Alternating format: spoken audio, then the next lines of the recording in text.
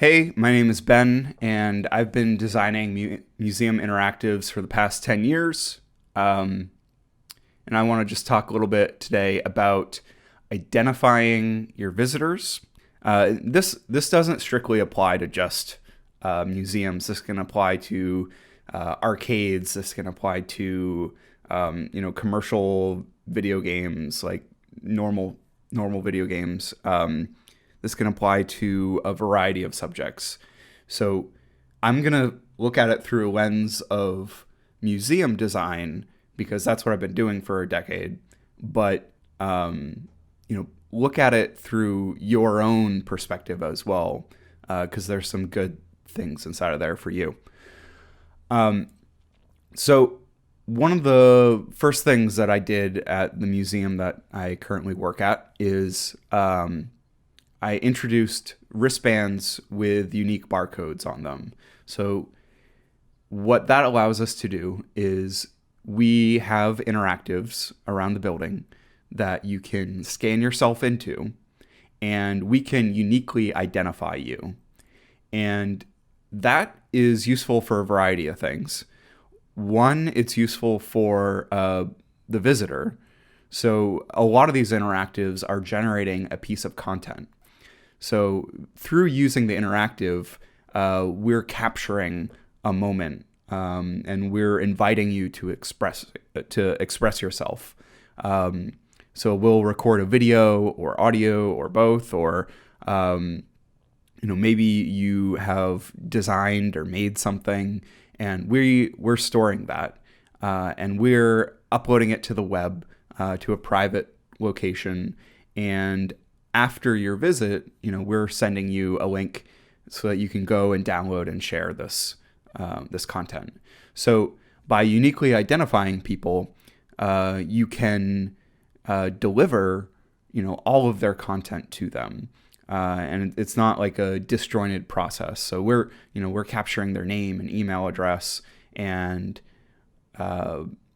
sending them their content. That also allows us to kind of tailor the communication that we have with them. So if we know the types of interactives or the exhibits that they've been to, maybe we can suggest things to them through marketing. Like we see that you've never done this one exhibit that we have. Maybe we send something to them to be like, oh, well, we have XYZ.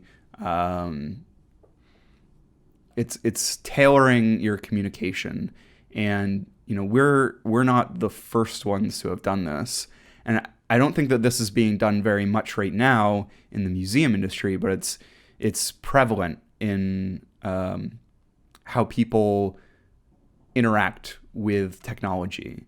They expect their web browser to remember all their passwords.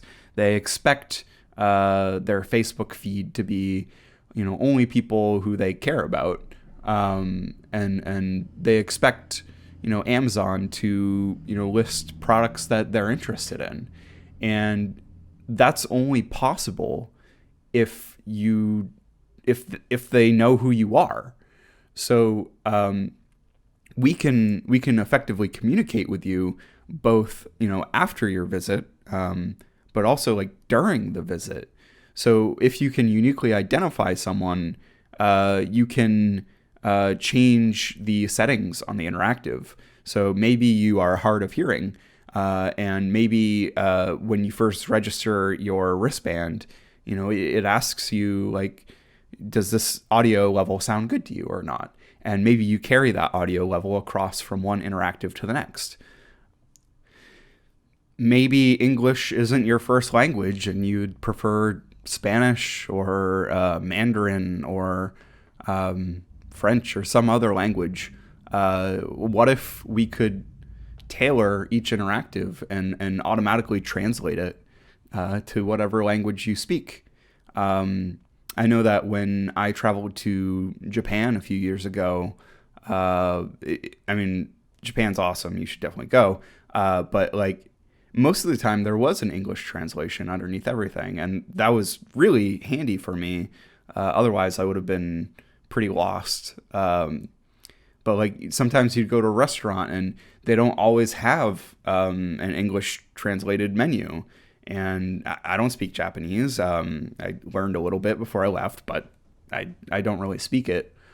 So it was great when we got, an English menu, or when you went to like the public transit system, and when you went to the kiosk, there was a English translation button.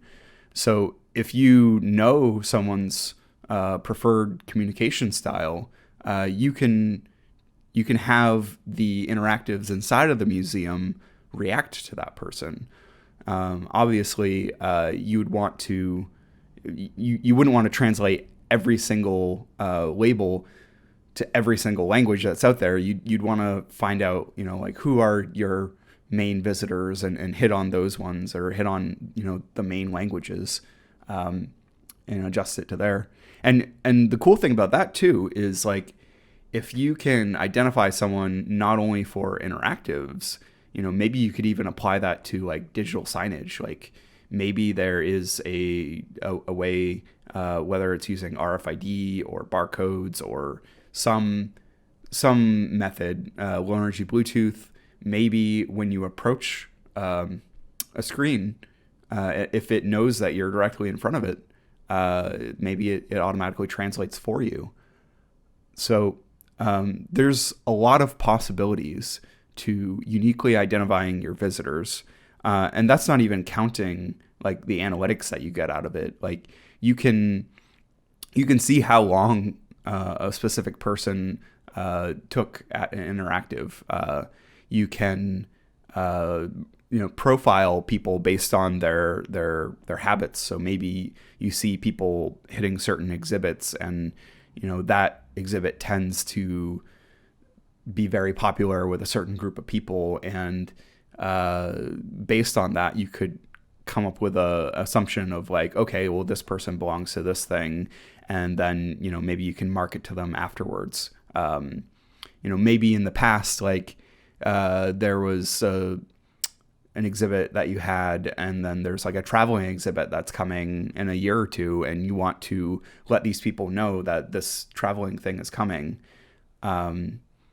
So the analytics are really, really useful. So it's kind of a two-way street. Like you're providing a really great service, but you're also getting a lot of really good stuff out of it too, in terms of analytics.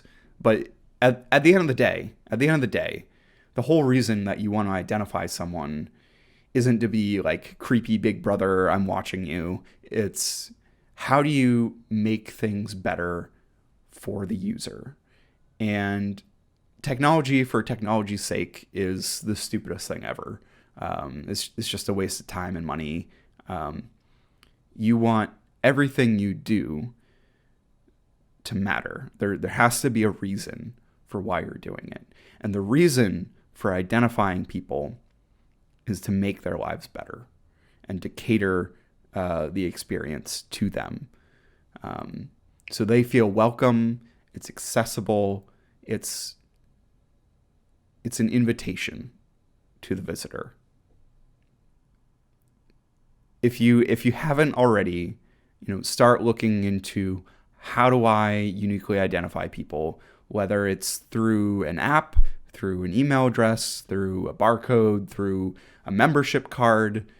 You need to know your audience. I hope this was useful, and I'll talk to you guys later. Bye-bye.